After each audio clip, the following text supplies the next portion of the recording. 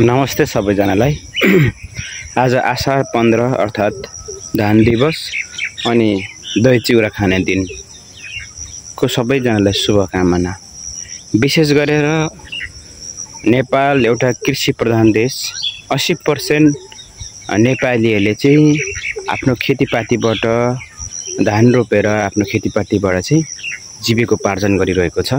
तर त्यो 80% खेतीपाती गर्ने किसानहरूलाई चाहिँ राज्यले अथवा चाहिँ माथिल्लो वर्गको व्यक्तिहरूले चाहिँ एउटा चाहिँ तल्लो स्तरको व्यक्ति भनेर चाहिँ परिभाषित गरिन्छ, अर्थात् त्यो लेभलमा राखेर सोचहरू गरिन्छ, जुन चाहिँ किसान बिना अथवा चाहिँ खेतीपाती बिना मान्छेको जीविकोपार्जन सम्भव छैन।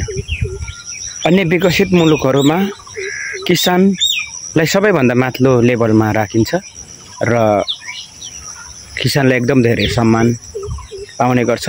तर नेपालमा किसान गर्ने, धान रोप्ने, खेतीपाती गर्ने वर्गलाई चाहिँ तल्लो लेभलको वर्ग सोचेर तपाईको चाहिँ यो चाहिँ गरिब हो, निमुखा हो भन्ने सोच हुन्छ।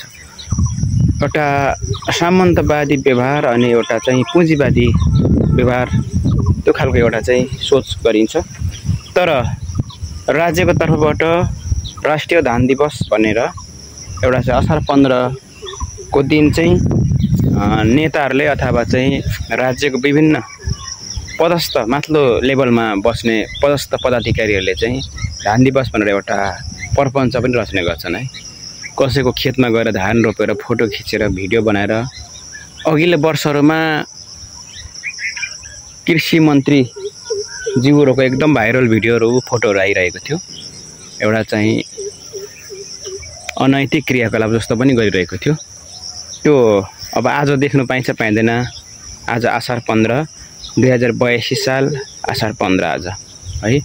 र अब राज्यले चाहिँ एउटा किसानलाई माथिल्लो तहमा किसान बिना चाहिँ कि हामी कोही पनि बाँचिँदैन भन्ने तरिकाले राज्यले सम्मान गर्नुपर्छ किसानहरूलाई भन्ने चाहिँ म कुरा राख्न चाहन्छु।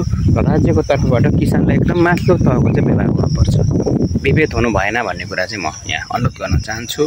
हस्, नमस्ते सबैजनालाई धान दिवस तथा दही चिउरा खाने दिनको शुभकामना व्यक्त गर्न चाहन्छु।